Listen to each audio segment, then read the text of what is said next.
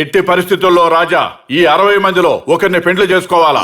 Our film Akkadamai Ikkadabai is streaming now on ETV Win app. Download and subscribe to ETV Win app.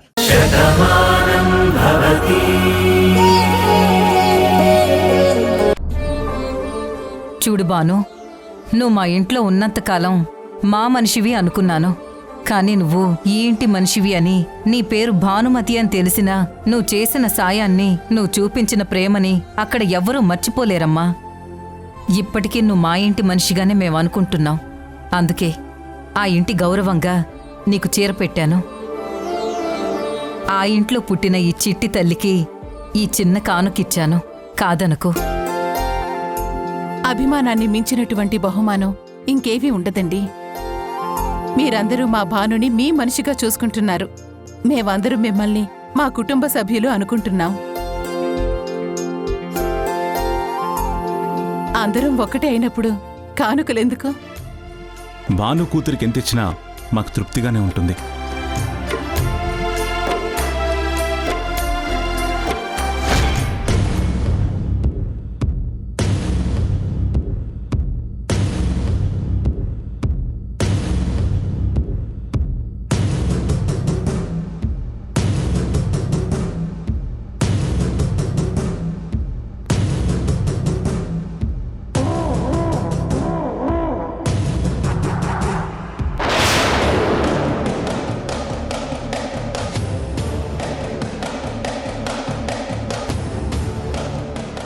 వద్దు నాన్న, నువ్వు ఇలా కన్నీళ్లు పెట్టుకోవద్దు.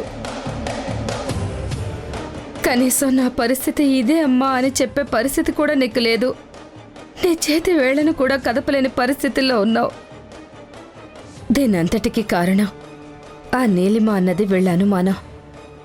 నీలిమ అలాంటి పని చేసే ఉంటుందన్నది నా నమ్మకం. అందుకే ఆ నీలిమ అంతేంటో ఇప్పుడే చూస్తాను. నా కడుపుని ఎంత చిచ్చు పెట్టిన నీలిమ ఆ ఇంట్లో ప్రశాంతంగా ఉండటానికి వీల్లేదు. తనని ఏం చెయ్యాలో అదే చేస్తాను.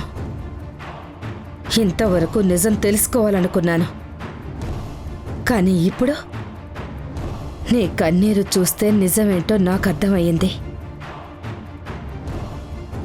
అందుకే ఈరోజు ఆ నీలిమ పని అయిపోతుంది.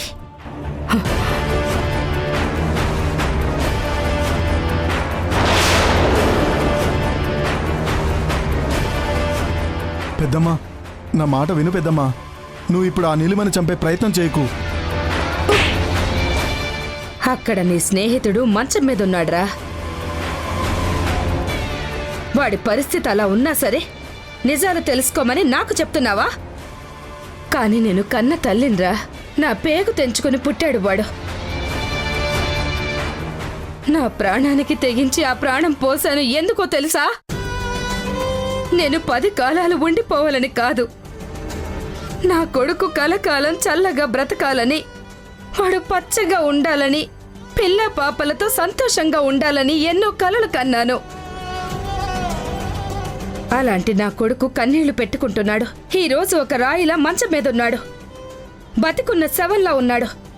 ఆ పరిస్థితికి కారణం నీలిమ అనే అనుమానం మీ అందరిలోనూ ఉంది. కాబట్టి దాన్ని చంపేయాలని నిర్ణయించుకున్నాను.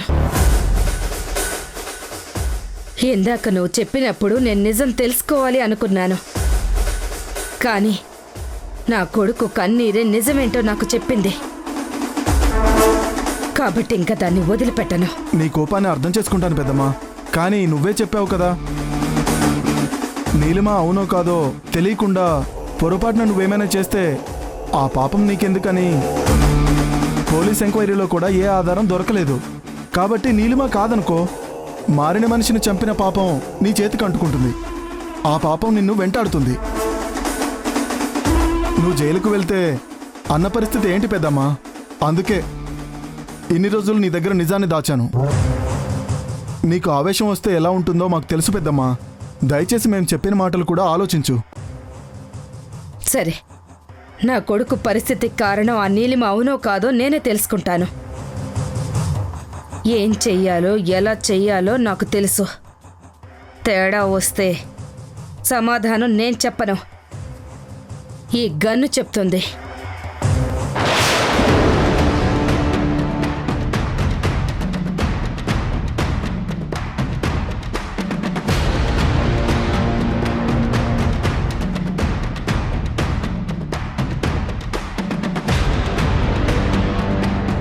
దేవమ్మా,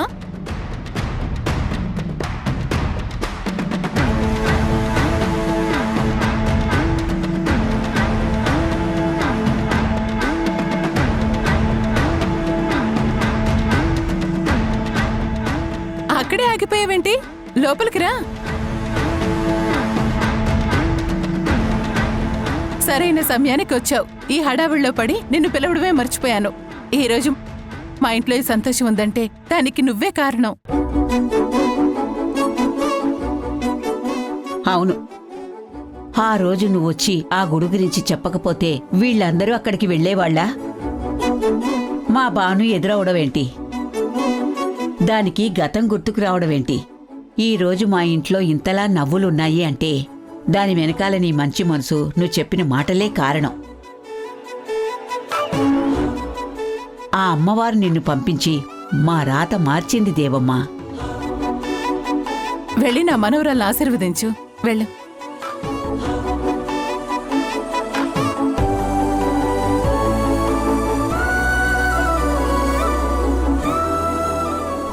మీ అమ్మ కడుపున పుట్టినందుకు ఆ తల్లి అంత మంచి మనసు నీకు రావాలని మనస్ఫూర్తిగా కోరుకుంటున్నానమ్మా.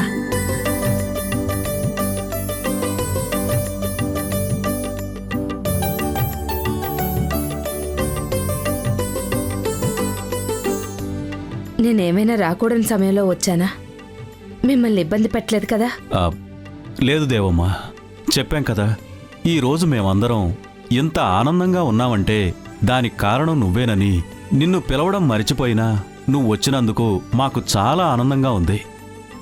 నిజానికి నిన్ను పిలవనందుకు మేము క్షమాపణ చెప్పాలి. అదేం లేదు బాబు, ఏదో ఇలా చూడాలనిపించింది, వచ్చానంతే. వచ్చి చాలా మంచి పని చేశావు దేవమ్మా. అందరం కలిసి ఇక్కడే భోంచేద్దాం. భోజనం చేయకుండా నువ్వు వెళ్ళకూడదు.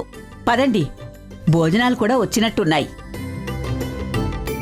బామ్మగారు, నాకు చిన్న పనుంది, అది చూసుకుని వస్తాను.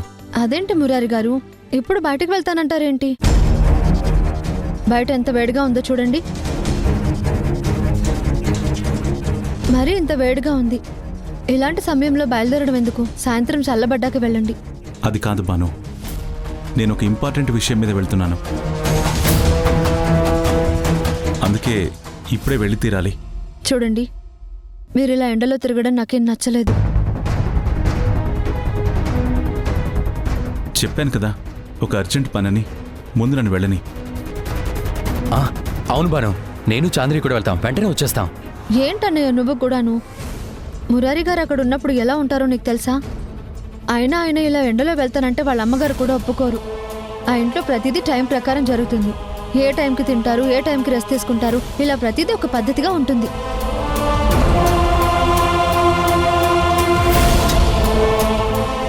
సిటీకి వచ్చిన దగ్గర నుంచి మీరేదో పరధ్యానంలో ఉంటున్నారు. అదే నాకు నచ్చడం లేదు.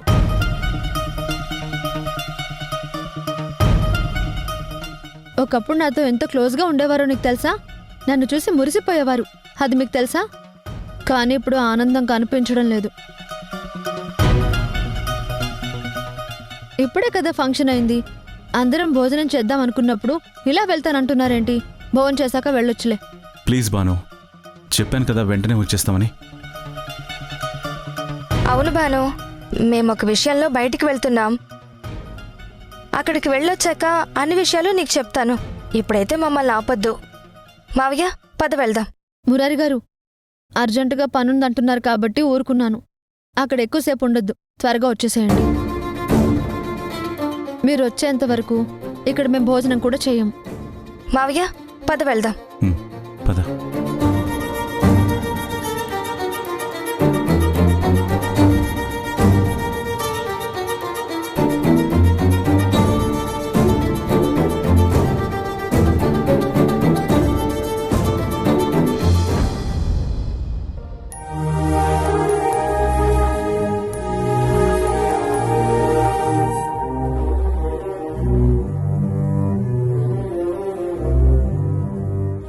నమ్మలేకపోతున్నాను బాబు.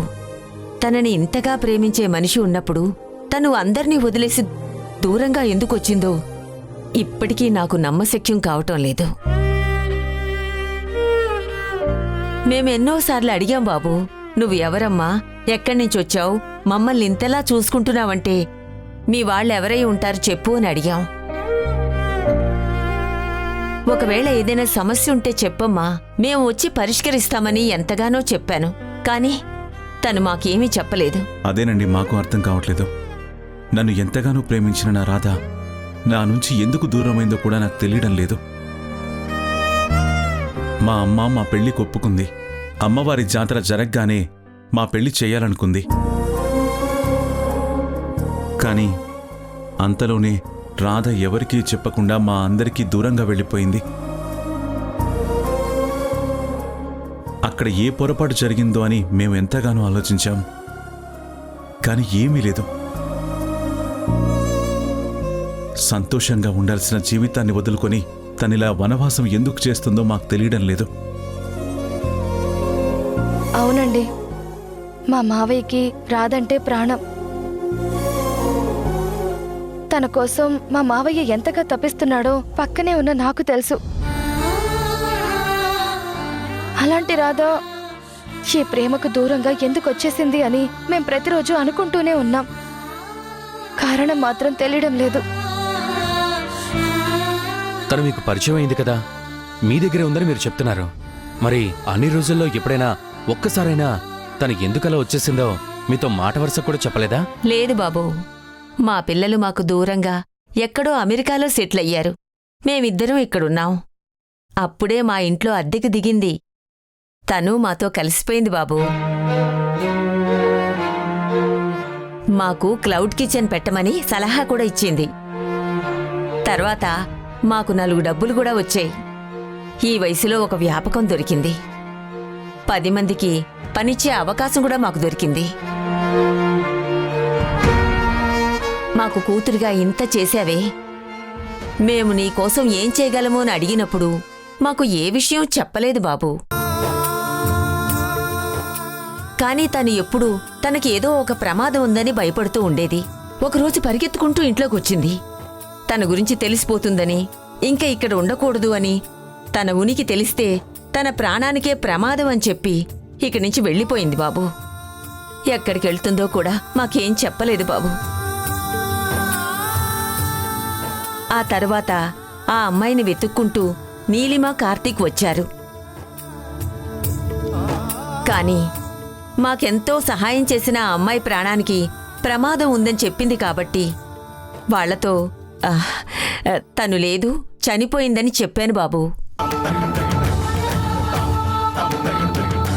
ఎందుకంటే తను బతికి ఎక్కడో ఒక చోట ఉంది అంటే వాళ్ళు వెతకడం మొదలు పెడతారు. అదే చనిపోయిందంటే ఆశలు వదిలేసుకుంటారని అలా చెప్పాను బాబూ. కానీ ఇక్కడ ఒక పోలికలతో ఉన్న అమ్మాయి వేరు, అక్కడ వాళ్ళు వెతుకుతున్న అమ్మాయి వేరని మాకిప్పుడే కదా తెలిసింది. నిజంగా రాధ మీలాంటి కుటుంబాన్ని వదిలేసింది అంటే ఇప్పటికీ ఆశ్చర్యంగానే ఉంది. సరేనండి, తను మీ దగ్గరుంది. తనేంటో మీరు బాగా చూశారు. మీ అమ్మాయిలా చూసుకున్నారు. నా రాధని మీరంత గొప్పగా ప్రేమించినందుకు మీకు చాలా కృతజ్ఞతలు. ఎప్పుడైనా తను మళ్ళీ ఫోన్ చేసినా, మిమ్మల్ని కలిసినా నాకొక మాట చెప్పండి. నా రాధ కాళ్ళు పట్టుకుని బ్రతిమలాడైనా సరే తన నాతో తీసుకుని వెళ్తాను. తను మీతో అబద్ధం చెప్పిందండి. తన ప్రాణానికి ఎలాంటి ప్రమాదమూ లేదు. తన గురించి తెలిస్తే మా మావయ్య వచ్చి తీసుకెళ్తారు కాబట్టే అలా చెప్పి వెళ్ళిపోయింది. అందుకే దయచేసి తను మీకు ఫోన్ చేసినా సరే, ఆ నెంబర్ మాకిచ్చినా సరే మేం వెళ్ళి మా రాధని తీసుకెళ్తాం. తప్పకుండా అమ్మా. చెప్పాను కదా, ఒక చిన్న పొరపాటు ఇంత అనర్థానికి కారణమైంది. ఇదే విషయం మాకు ముందే తెలిసి ఉంటే మేమే అమ్మవారి పల్లికి వచ్చి మీకు తన గురించి చెప్పేవాళ్లం. ఏ ఆడపిల్ల ఒంటరిగా ఉండిపోకూడదు. మరీ ముఖ్యంగా ఇంతేలా ప్రేమించేవారు తన జీవితంలో ఉంటే ఆ జీవితం బావుంటుందని తనకి నచ్చ చెప్పి మీ పెళ్లి జరిగేలా చేసేవాళ్లం. కానీ తను వెళ్ళాక మాకిప్పటి వరకు ఒక్క ఫోన్ కూడా చేయలేదు బాబూ. ఎక్కడుందో కూడా తెలీదు. అలా ఏమాత్రం తెలిసినా మీకు తప్పకుండా చెప్తాను బాబూ. సరే, ఇదిగోండి, ఇది నా ఫోన్ నెంబర్. ఎంత అర్ధరాత్రి అయినా సరే రాధ గురించి తెలిస్తే నాకు ఫోన్ చేసి చెప్పండి, వస్తామండి. అదేంటి బాబు, ఇంత దూరం వచ్చారు, పైగా మా రాధ మనుషులు అంటున్నారు. మీరందరూ భోంచేసే వెళ్ళాలి. అయ్యో వద్దండి, రాధని కలిసిన తర్వాత తప్పకుండా ఇద్దరం వచ్చి ఇక్కడ భోంచేసి వెళ్తాం. వస్తాం. పసత్య. థ్యాంక్స్ అండి. వస్తామండి. సరే బాబు.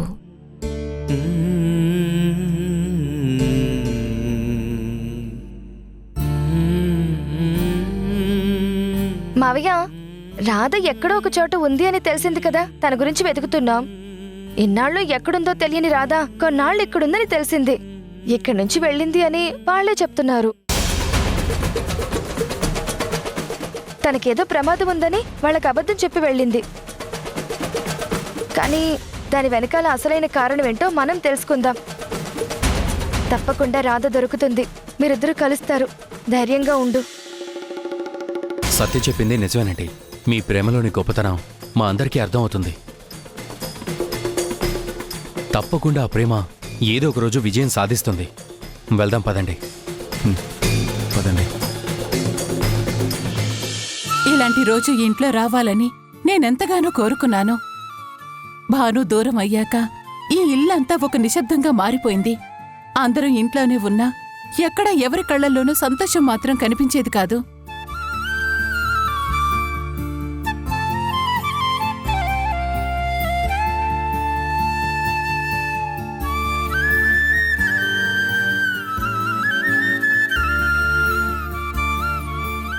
మళ్ళీ మా ఇంట్లోకి నవ్వులు ఎప్పుడు వస్తాయా అని ఎన్నో రోజులు బాధపడ్డాను. మళ్ళీ ఇన్నాళ్లకి ఇక్కడ కనిపిస్తుంది. అవును వదిన గారు, మీరప్పుడు ఆ బాధలో ఉంటేనే కదా గురువుగారు ఒక శుభకార్యం చెయ్యండి అన్నీ సర్దుకుంటాయి అన్నారు. ఆ తర్వాత శారదా, ఎక్కడేం మాట్లాడాలో కూడా తెలీదా? ఊర్మిళ ఏం మాట్లాడుతుంది, నువ్వేం మాట్లాడుతున్నావు? మా అమ్మ చెప్పిన దాంట్లో తప్పే ఉందండి. గురువుగారు చెప్పారు కదా శుభకార్యం చేయమని.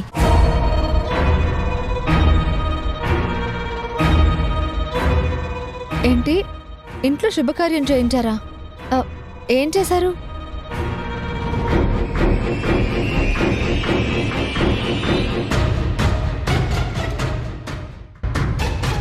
బంగారం, ఇప్పుడు వాటి గురించి ఎందుకు?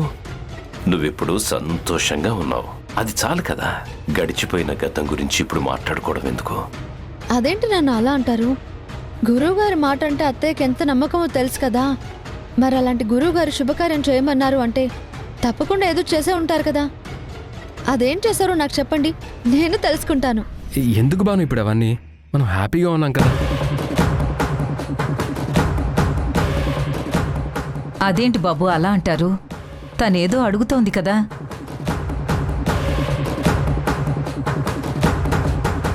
ఏంటండి, అడిగిన దానికి సమాధానం చెప్పలేదు.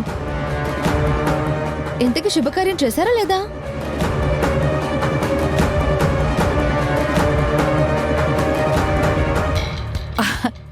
అదే చేద్దామని అనుకున్నామమ్మా.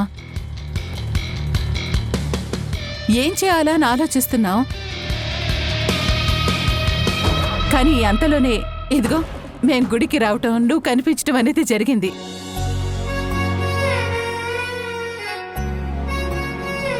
నువ్వు ఇంటికి వచ్చిన తర్వాత మాకు అంతకన్నా ఆనందం ఏముంటుంది? అవును, ఇదిగో ఈ రోజు నీ కూతుర్ని ఉయ్యాలలో వేశాము.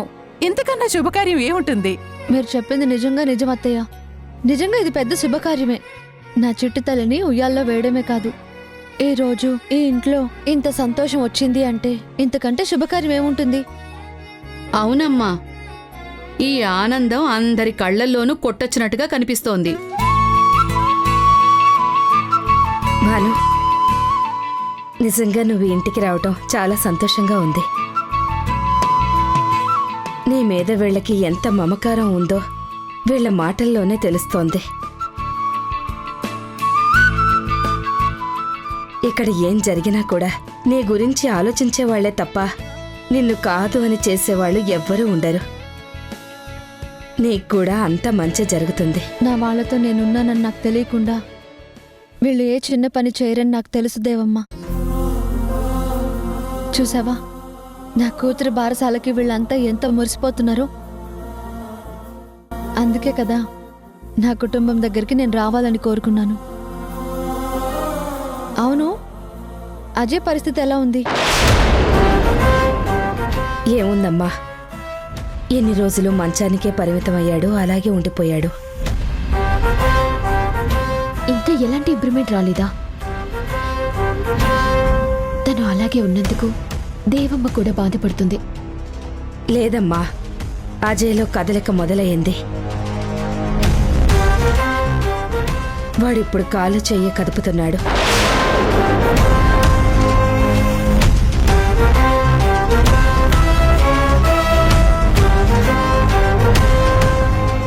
వాడు తొందరలోనే లేచి కూర్చుంటాడు, మళ్ళీ మాట్లాడతాడు అన్న నమ్మకం నాకొచ్చింది.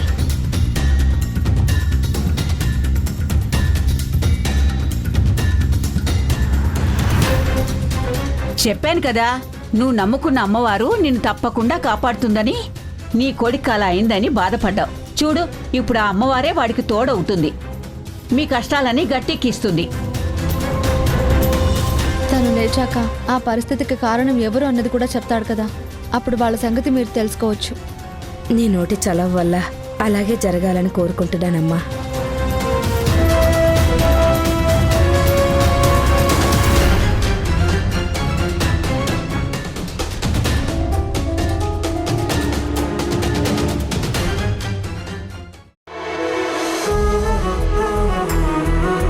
మురారి గారు, ఇదిగోండి, ఈ కూర మీకు ఇష్టమని నేను ప్రత్యేకంగా చేయించాను, తినండి. హే చల్ చల్ చల్, హే చాలు. బాను, నాకు కూడా కొంచెం వేస్తావా? మీకేం కావాలో మీరే వేసుకోండి, అదిగో అన్నీ అక్కడే ఉన్నాయి. మురారి గారంటే మొహమాట పడతారు, ఆయన కోసమే ఇవన్నీ ఇష్టమని తీసుకొచ్చాను. మురారి గారు, ఇది కూడా. చల్ చల్ చల్.